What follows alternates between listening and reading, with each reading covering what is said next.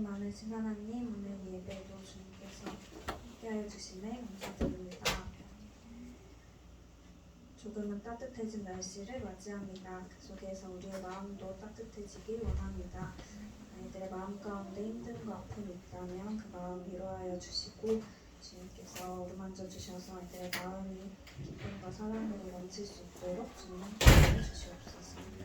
예배를 시작합니다. 더 많은 아이들 함께 나와 예배드릴 수 있길 원합니다. 주님께서 주인 되시는 예배 되길 원합니다. 감사합니다. 예수님의 이름으로 기도드립니다.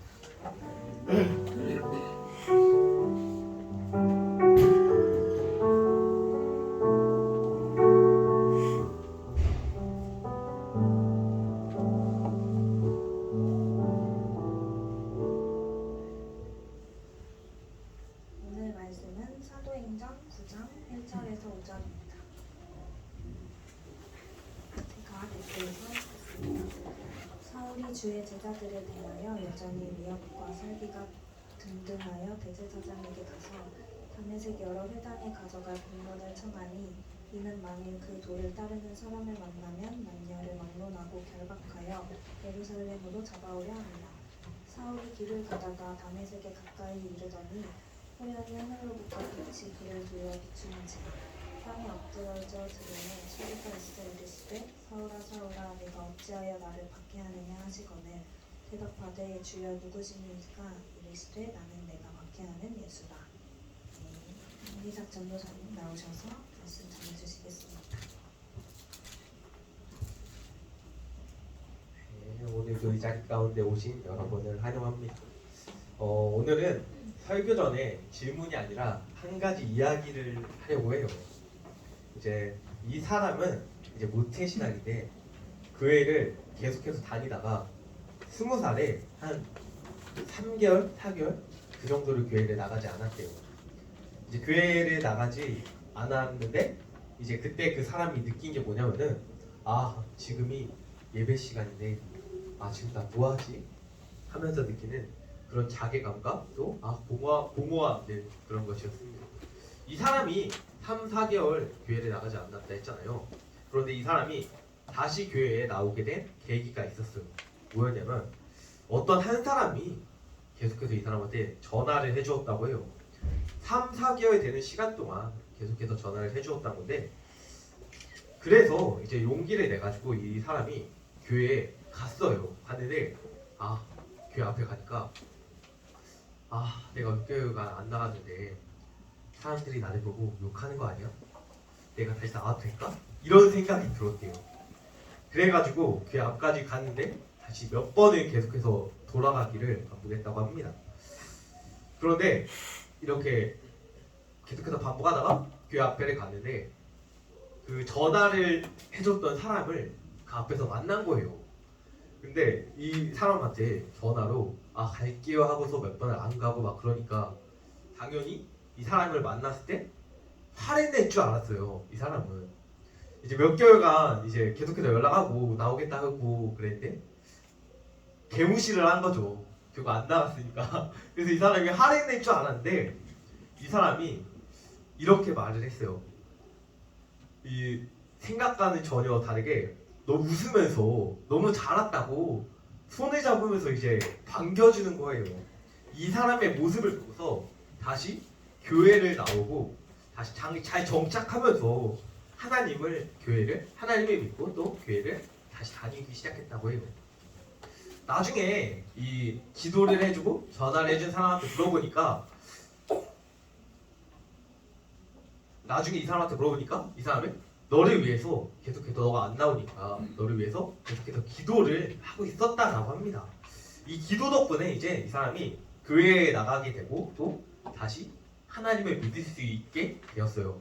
이 사람을 하나님을 믿게 하고 또 변화시키게 한 거는 이 한 사람의 기도였습니다.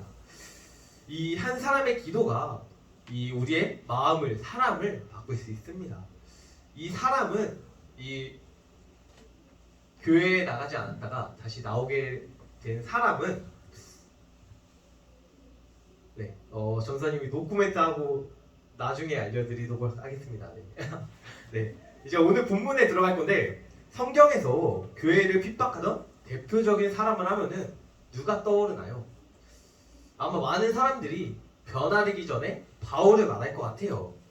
오늘은 이 바울 이름이 바뀌기 전에 사울에 대해서 이야기를 하려고 합니다. 이 사울에 대해 들을 때 사울이 예수님을 만나고 변화된 후의 이야기, 누구보다 하나님을 잘 믿는 그런 모습에 대해서 우리가 많이 듣곤 합니다. 그런데 오늘은 그런 사울이 변하기 전, 회개하기 전의 모습에 대해서 이야기를 하려고 해요. 사울이 변화하기 전에 어떤 모습이었는지 아는 친구 있나요? 이 사울은 로마 시민권을 가진 사람이란 거는 많은 사람들이 알고 있을 거예요. 그런데 이 사울은 유대인이면서 로마 시민권을 가진 사람이었어요. 그러니까 이 하나님을 믿고 있으면서 로마 시민권을 가진 사람이었던 겁니다. 이 사울 당시에는 이스라엘이 로마의 지배를 받고 있으니까 이제 사울은 그런 로마 시민권을 가진 사람, 높은 신분을 가지고 또 고등교육, 높은 수준의 교육을 받은 그런 사람이었습니다. 그래서 이 당시 강대한 나라 로마를 힘입어서 수많은 권력을 누릴 수 있는 신분이었어요. 이 사울이 유대인이었으니까 로마 시민권을 가졌어도 유대인이었으니까 당시 유대인은 이스라엘 민족이니까 하나님을 알고 있잖아요. 그래서 이 하나님을 믿고 또 아는 사람이었어요. 그런데 그런 사울이 예수 믿는 사람들을 잡아서 감옥에 투옥시키고 있었어요.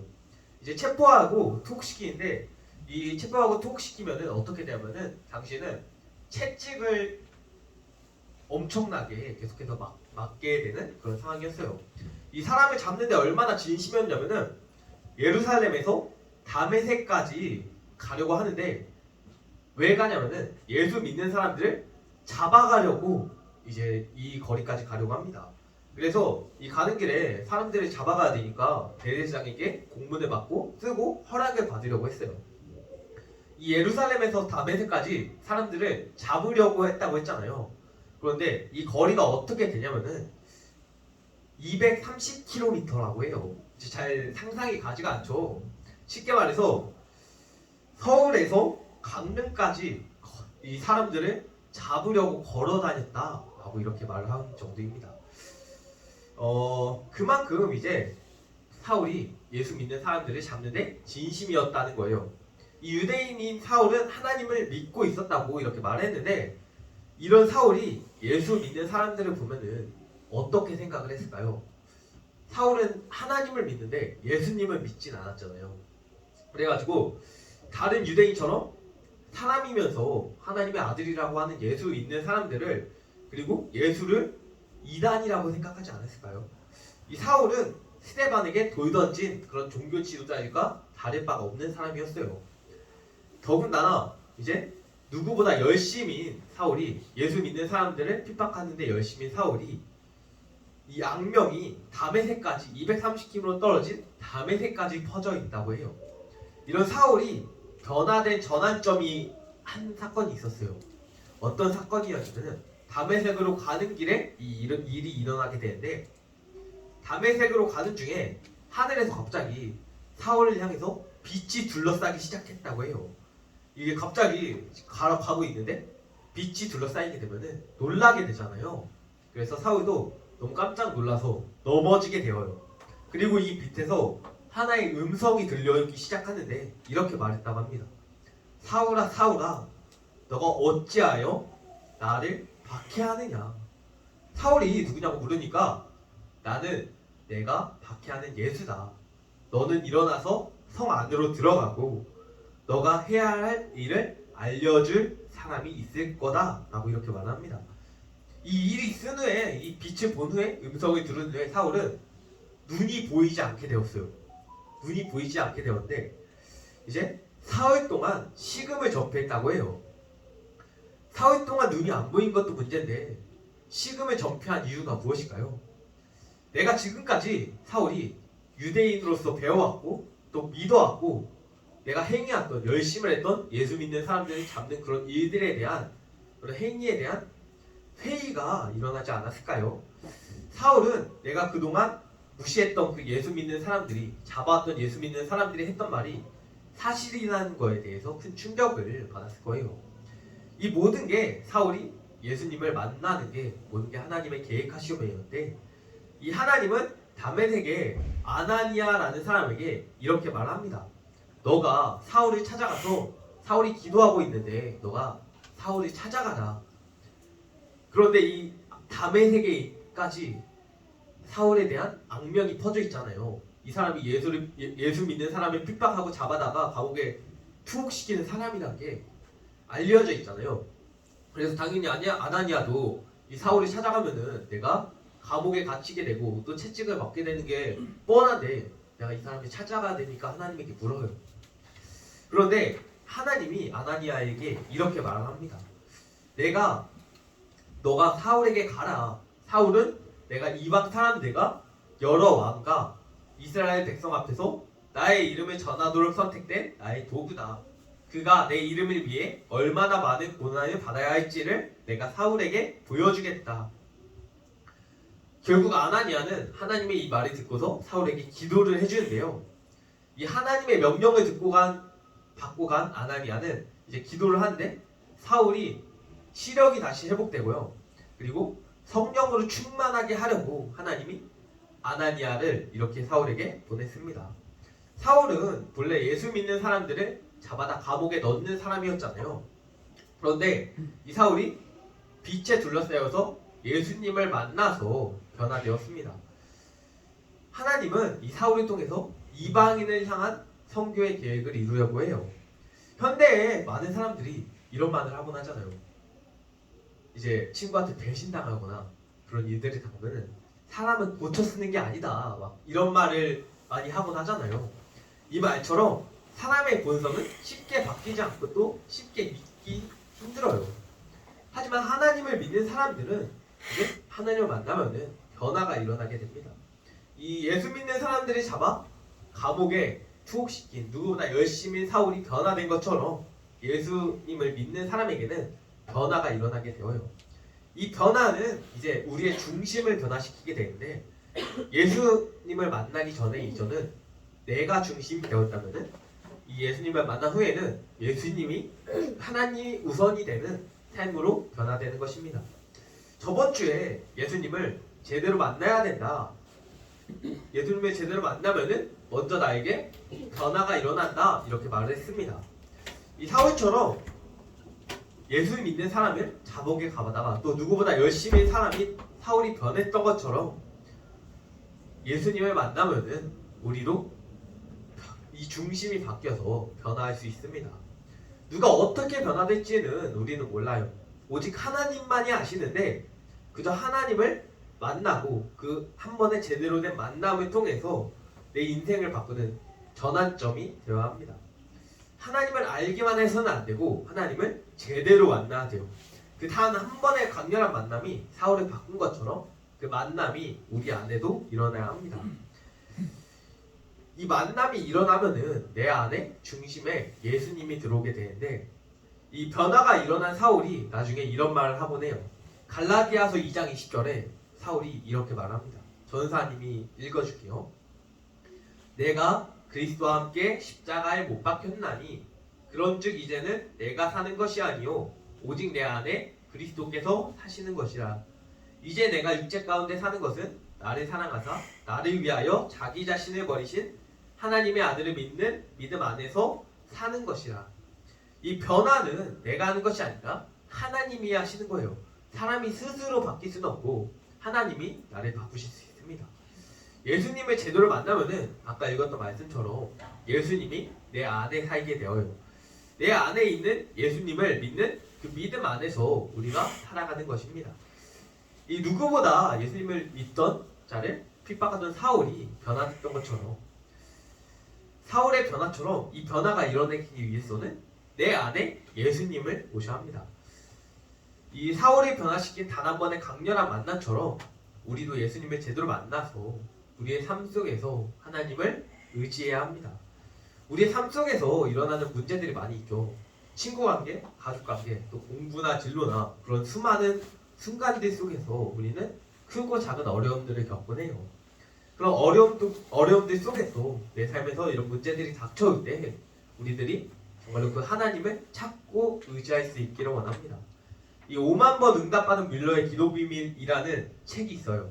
다시 한번 말씀드릴게요. 5만 번 응답받은 뮬러의 기도 비밀이라는 책이 있어요. 이 책을 보면은 제목만 봐도 알 수 있잖아요. 이제 5만 번 응답받은 그런 뮬러가 이제 뮬러에 대한 책을 이제 뮬러에 대한 이야기가 적혀 있는 책이에요. 책은 이 뮬러에 대해서 이렇게 말을 하고 있어요. 뮬러는 누구보다 하나님을 의지했고 하나님의 뜻을 구한 사람이었다. 그리고 사람이든 하나님이든 그 앞에서 정직한 모습을 보여주는 사람이었다. 이렇게 말합니다. 이 뮬러는 어떤 사역을 했냐면은 고아원 사역을 했어요. 고아 사역을 했는데 고아원에서 이제 수백 명, 수천 명 되는 아이들을 몇 끼마다 먹여야 되는데 이제 정작 본인에게는 그들을 먹여 살릴 능력이 없는 거예요. 그래서 하나님의 뜻을 묻고 하나님을 의지하기 시작했다고 해요. 이 뮬러는 고아 사역을 할 때 먼저는 하나님 제가 이 고아 사역을 해도 될까요? 물었고 그리고 사역을 하는 중에도 계속해서 하나님을 의지했다고 합니다. 이 뮬러처럼 하나님을 의지했다고 모든 것이 잘 풀리고 당장의 응답을 받는 것은 아니에요.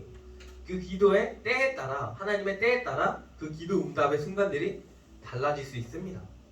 그런데 이 뮬러는 하나님의 뜻을 물었고 내 욕심이 아니라 하나님이 무엇을 원하시는지 아니 내가 어떻게 해야 될지 그것을 묻고 하나님에게 구한 것입니다. 이 변화된 사울이 말한 것처럼 내가 그리스도 안에 사는 것은 나를 위하는 것이 아니라 하나님을 위한 삶을 사는 것입니다. 내가 아니라 내 안에 그리스도를 주인으로 모셔서 사는 것입니다. 하나님은 우리 마음의 중심을 보시는 분입니다. 이 사울을 향한 하나님의 계획을 통해 이 사울이 하나님을 만났지만 예수님을 만났지만 그 단 한 번의 만남이 사울에게는 전환점이 되었어요. 이 뮬러처럼 사울처럼 내 안에 예수님을 주인으로 모신다면은 하나님이 우선이 될 것이고 내 생각과 마음과 시선이 아니라 하나님의 뜻과 마음을 구하고 누구보다 하나님을 의지하게 될 것입니다. 이 누구도 이제 변화될 거라고 사울이 변화될 거라고 생각하지 못했어요. 그런데 그런 사울을 변화시킨 하나님이 그 변화의 중심에는 예수님과의 만남이 있었습니다. 여러분은 예수님을 만나나요? 아니면 내 안에 예수님을 주인으로 모시고 있나요? 하나님은 상상치도 못했던 누구도 상상치 못했던 그런 사울조차 변화시키고 또 하나님을 위해 살아간 그런 사람으로 바뀌었습니다. 바라기는 여러분도 이제 하나님을 먼저 만나고 제대로 만나고 내 안에 예수님을 주인으로 모시기를 소망합니다. 예수님을 주인으로 모시기 위해서는 이제 예수님을 주인으로 모시며 살기 위해서는 내 안에 변화가 일어나야 돼요. 먼저 하나님을 제대로 만나서 그 만남을 통해 내 삶의 가치가 내 삶의 우선순위가 바뀌어야 합니다. 예수님을 제대로 만나서 우리 삶의 문제와 고민들을 하나님에 맡기기를 소망합니다. 하나님이 어떻게 만나주시고 또 어떻게 사용하실지는 몰라요. 다만 내 삶의 어려운 순간 속에서 하나님을 한 번이라도 떠올리며 기도할 수 있는 저와 여러분이 되기를 소망합니다. 하나님은 지금도 여러분을 기다리고 계십니다. 하나님을 만나서 변화되고 또 사울처럼 뮬러처럼 하나님의 일꾼이 되는 저와 여러분이 되기를 소망합니다. 아까 전사님이 처음에 설교할 때 이 교회를 나갔다가 나가지 않았던 그런 사람들이 누군 한 명의 기도를 통해서 다시 나오게 됐다고 했잖아요. 그 사람이 이제 전도사님이고 나가지 않은 사람이 전사님이에요. 나가지 않은 사람이 전사이고 그 기도해줬던 사람이 전사님 선배예요. 그런데 그 단 한 사람의 저는 그 일을 통해서 이제 깨달은 거는 이제 이 단 한 명의 기도를 통해서 한 영혼이 변화될 수 있고 또 하나님을 만나면은 다시 하나님을 의지하면은 이제 우리 삶 속에서 다시 한번 누군가의 기도를 통해서 우리가 다시 한번 하나님을 의지하고 살아갈 힘을 얻는다는 것이에요. 이 한 사람의 기도가 예수님의 사랑이 우리를 변화시킬 수 있어요. 전사님이 바뀌었던 것처럼 누군가의 기도와 사랑이 여러분을 바꿀 수 있습니다. 그저 한 번 제대로 하나님을 만나는 저와 여러분이 되기를 원합니다. 누군가 아무도 나를 위해서 기도를 하지 않는 것 같지만 누군가는 우리를 위해서 기도를 해주고 있습니다. 지금도 이제 여기 있는 선생님들 한 사람 한 사람이 여러분을 위해서 기도하고 있을 거예요. 바라기는 예수님을 제대로 만난다는 것을, 또 예수님이 나를 사랑하고 누군가는 나를 위해 기도하고 있다는 사실을 깨닫고 또 기억하는 저와 여러분이 되기를 소망합니다. 오늘 설교 마치고 전사님이 기도하고 오늘 설교 마치도록 하겠습니다. 기도하겠습니다. 참 좋으신 하나님 감사합니다. 하나님 오늘 말씀을 통하여서 하나님은 누구도 생각지도 못했던 그런 사람을 변화시킬 수 있는 분이라는 것을 알게 하시고, 그 하나님을, 예수님을 한번 제대로 만나면은 그 변화가 나에게도 일어나는 것을 알 수 있도록 허락하시옵소서. 하나님, 그 만남을 통하여 나를 변화시키시고 그 만남을 통하여 내 안에 예수님을 주인으로 모시어 살 수 있는 그런 아이들이 될 수 있도록 허락하시옵소서. 하나님, 이 세상에 나 혼자 사는 것 같지만 정말로 예수님이 나와 함께 하시고 또 누군가가 나를 위하여 기도하고 있습니다. 하나님, 그 누군가의 기도를 통하여서 그 한 영혼이 내가 변화되고 하나님을 만나 의지하여 나갈 수 있는, 살아갈 수 있는, 말씀을 의지할 수 있는 그런 힘을 얻을 수 있도록 허락하시옵소서. 하나님, 우리 아이들의 마음 가운데, 삶 가운데 크고 작은 일들이 있을 텐데 그 일들 가운데 정말 한 번이라도 좋으니 정말 하나님을 의지하고 하나님을 떠올릴 수 있는 그런 아이들이 될 수 있도록 허락하시옵소서. 하나님, 우리 아이들의 삶 가운데 정말로 주님께서 함께 하시고 동행하시고 이끄실 줄을 믿습니다. 우리 아이들과 만나시옵소서. 예수님의 이름으로 기도합니다. 아멘. 이 시간은 헌금 시간입니다. 오늘 헌금 기도는 김성문 부회장님이고, 그리고 헌금 기도는 장윤 선생님입니다.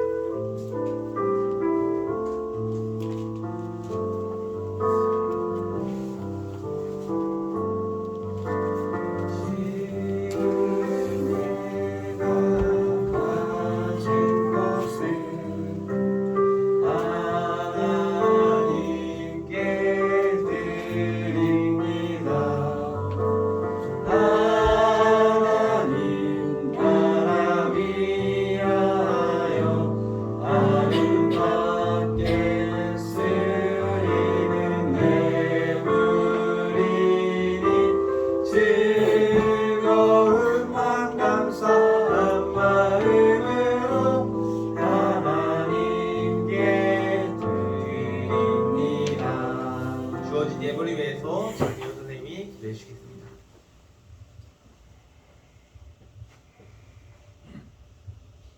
사랑의 하나님, 오늘도 주님 앞에 나와 예배드릴 수 있게 해주셔서 감사합니다. 오늘은 저희가 정성을 모아 주님께 예물을 드립니다. 작지만 저희의 예물을 기뻐 받아주시고 주님께서 기뻐하시는 일에 쓰이게 해주세요. 우리가 진심으로 드리는 마음 작지만 기뻐 받아주세요. 내일부터 한 주가 시작되는데 전사님을 통해 주신 말씀 간직하고 한 주 잘 보내고 다음 주에 다시 예배 드리러 나올 수 있도록 도와주실 것을 믿으며 이 모든 것을 주님께 맡기며 예수님의 이름으로 기도합니다.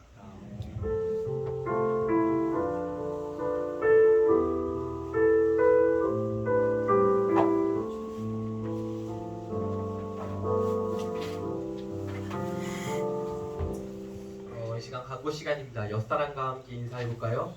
잘 왔어? 잘했어. 광고 시간인데요. 이제 먼저는 오늘 오후 2시 30분에 담임 목사님께서 이제 감리사 입침식이라는 걸 해요. 그래서 2시 30분에 강사로 어떤 연구 원장님이 오신대. 웨슬리 연구 원장님이 오시는데 시간 되시는 분은 같이 예배하고 같이 그랬으면 좋겠습니다. 그리고 이제 찬양 인재 양성 프로그램이라는 게 있어요. 자세한 거는 이제 공과를 할 때 담임 선생님에게 들으면 되는데, 관심 있는 사람은 좀 적극적으로 참여를 해주셨으면 좋겠습니다. 네. 적극적으로 참여를 해주셨으면 좋겠습니다. 네. 그리고 오늘 이분 순서는 공과가 있고요. 네. 공과 후에 그냥 가지 말고 교회에서 다 같이 밥 먹고 가면 좋겠습니다. 네. 이 시간 그럼 더 광고할 건 없고 예수에게 찬양하고 다 같이 주기도문 하고 공과로 가도록 하겠습니다.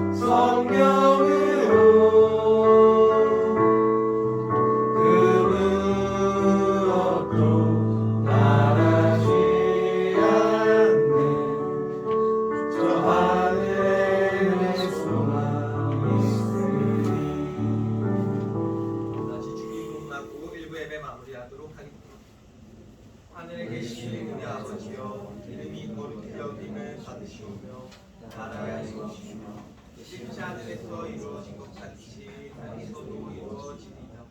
오늘날 우리에게 일용할 양식을 주시고 우리가 우리에게 죄 지은 자를 사하여 준 것 같이 우리의 죄를 사하여 주시옵고 우리를 시험에 들게 하지 마시고 다만 악에서 구하옵소서. 나라와 권세와 영광이 아버지께 영원히 싸움나이다. 아멘.